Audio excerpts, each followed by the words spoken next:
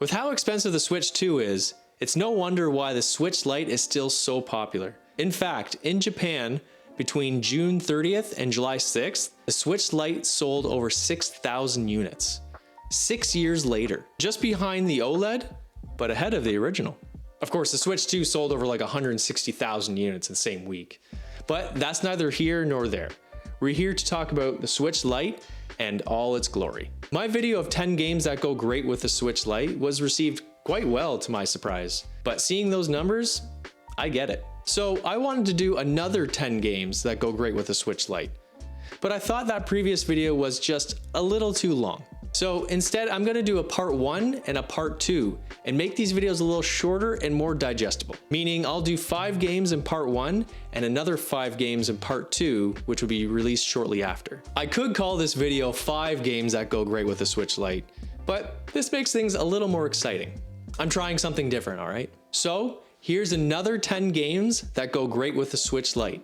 Part 1. So let's start this list off with a mashup. Mario plus Rabbids, Sparks of Hope. In this, you play as Mario, Luigi, Peach, and all of their Rabbid counterparts. As any Mario game goes, you start on the castle grounds, then everything goes to As everyone is having a wonderful day, a giant interdimensional stingray flies by, nothing out of the ordinary there, and captures Rabbid Peach. But Mario's on it. With the help of Beepo, Mario can be lifted up on top of the stingray, but both Mario and Rabbid Peach fall into a black pool of darkness. Yes, I said darkness. On its back, where it drops you into another world, where you enter your first battle mode. You must fight your way past the enemies to save Rabbid Peach. Once you save her, Peach, Luigi, and the others fly above in a spaceship and save you from the big enemy mastermind, Cursa. Once on the ship, you learn that Cursa has taken over multiple planets with this darkness, which is terrorizing each planet's locals.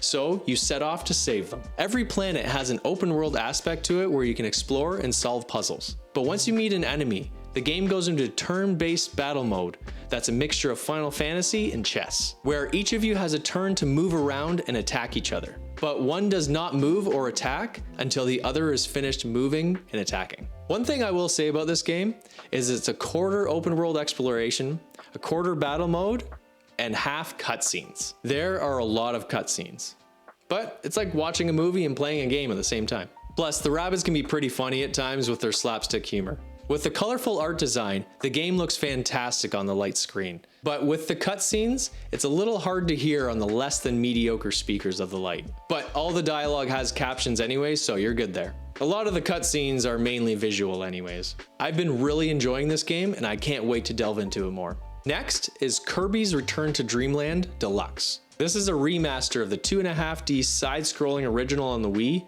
Kirby's Return to Dreamland. The story goes, an alien named Magolor crashes his ship, the Lore Starcutter, on planet Popstar. He asks Kirby and his friends to help him recover ship parts that were scattered across different worlds to help him return home.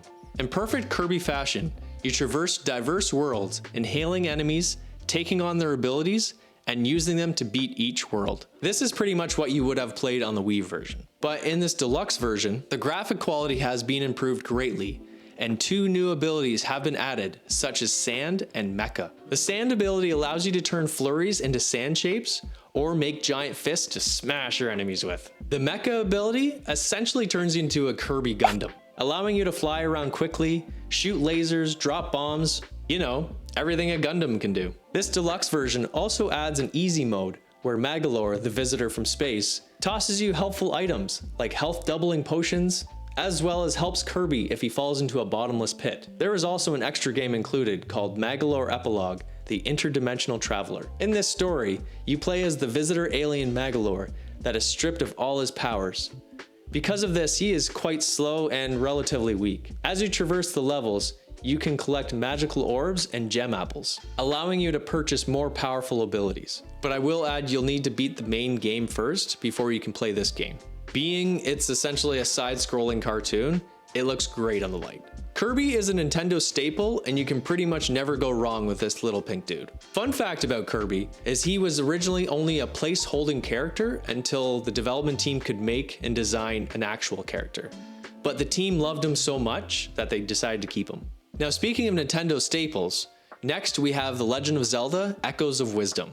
This game copies but improves on the art style from Link's Awakening with its top-down, toy-esque looking environment. This is the first Legend of Zelda game that actually follows around the title character, Zelda. You start off as Link, just getting to a final boss battle with Ganon in order to save Princess Zelda from being imprisoned. After Link saves her, all of a sudden, space and time physically tears and Link is sucked in. Zelda is free, but now has to save Link. Both landscapes and citizens of Hyrule get swallowed up by these rifts. Zelda makes it back to the castle, but is soon imprisoned after she realizes something strange is happening with her father and his counselors, like they've been possessed or replaced by copies. While Zelda sits in a cell, she is met by a small fairy named Tri. Tri gifts her the Tri Rod that gives her magical powers of summoning echoes, magical copies of items, terrain, and monsters for solving puzzles and combat. Especially since Zelda inherently can't attack physically, she needs to summon monsters that she has copied to fight for her. Now, that's not to say she's not able to attack at all. Zelda acquires a special ability once she recovers Link's sword, where she turns blue and goes into a sword fighting form. But this form requires magic power that is sourced by finding energy in the still world or collecting might crystals. This isn't the most challenging game, but it's still a great time waster. I really enjoyed this game when it first came out, and again when I had to get footage for this video. I highly recommend this game, especially for that player that's not looking for a super challenging game. The visual style of this game really reminds me of the original Pokemon games on the Game Boy with its top-down view. Obviously, this is perfect for any handheld, but I prefer the Switch Lite. I like a good challenge, but sometimes it's nice to play a chill game with just a little bit of excitement. Next up is another 2.5D side-scroller, Super Mario Wonder. This game is a trip. It starts with Mario and his friends being invited to the Flower Kingdom by Prince Florian to see the power of the Wonder Flower. But Bowser, of course, has to crash the party and steal the Wonder Flower for himself. He uses the power to merge with Prince Florian's castle, turning him into a flying fortress. Mario and Prince Florian team up to collect Wonder Seeds that dismantle Bowser's defenses in order to enter more worlds and collect more Wonder Seeds, so that they can eventually take Bowser down. As you traverse the game, Prince Florian gains new abilities by obtaining action badges like Parachute, which allows Mario to use his hat as a parachute to glide from up high, and Wall Climb Jump, which allows you to jump straight up when you jump out a wall instead of just bouncing away. You can play single player or multiplayer all the way up to 4 players, as well as choose between Mario, Luigi, Peach, Daisy, Toad, Toadette, different colored Yoshis, and Nabbit as your character. This game also introduces a new power-up ability where Mario is turned into an elephant. I wasn't sure how good of a power-up this was going to be, but it turned out to be so useful and a lot of fun, giving you extra strength to smash blocks and move heavy objects, using your trunk to attack enemies or store water, and spray onto wilting flowers to find hidden treasures. Also, when I said this game was a trip, I was referring to in each level, you'll find a Wonder Flower that turns the whole level into an acid trip, where either you see multiples of different enemies all of a sudden, or warp tubes begin to slither like snakes. But this is all to be able to nab an extra Wonder Seed. I didn't realize that Nintendo hadn't made a 2D side-scrolling Mario in over a decade, but this one has been said to be the best they've made in over 30 years. Side-scrollers are great for the Lite because you don't really have to change camera angles. Also, you can finally utilize that beautiful D-pad that they brought back for the Lite. Now, last but not least for part 1, is Tunic. This, I'm sure you can tell, is heavily inspired by The Legend of Zelda. Small differences. It's an isometric view opposed to the third person or top-down view from Echoes of Wisdom, as well as you're a fox. That's about it. You play as a nameless fox. The game starts with you waking up on a small sandy beach in an environment that looks like some long-forgotten civilization from a Studio Ghibli film. There is no opening story or dialogue, so you essentially feel your way through the landscape trying to figure out what the point of everything is. The kind of feeling of just being born. You discover there are strange monsters roaming around, so you pick up a stick for self-defense. It's not very strong, but it does the trick until you can find something stronger. As you roam around, you find pages that look like they belong in a guidebook that you would have bought at GameStop. These pages are what teach you how to play the game.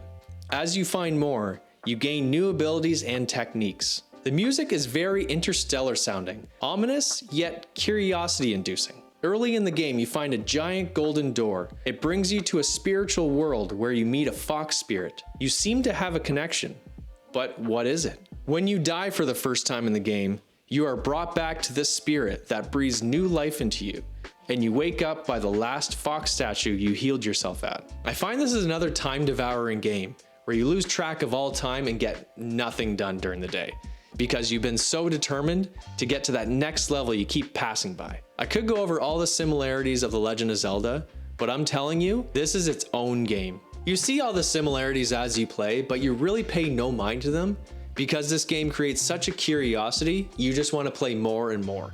The art style of this game is absolutely beautiful. It's kind of similar to Echoes of Wisdom, but more sharp edges. This game is available for pretty much every other platform. It's kind of sad to say that it in fact looks better on any other platform, but that gives you a choice. You can either play it in 4K on a big screen, or you can play it 720p on a little device that fits in your pocket. But there's something to say about playing this game in the middle of a forest. And that's what I love about the family of Switches. And with the addition of the Switch 2, you have that choice. But this video isn't what's best for the Switch 2. This video is about what's great on the Switch Lite, because this is still an incredible system. I really think some of us take consoles like the Switch Lite for granted. When I was a kid, I wished so badly I could play my N64 on long car rides. I didn't care if the graphics looked amazing. As long as I could make things out, that was good enough.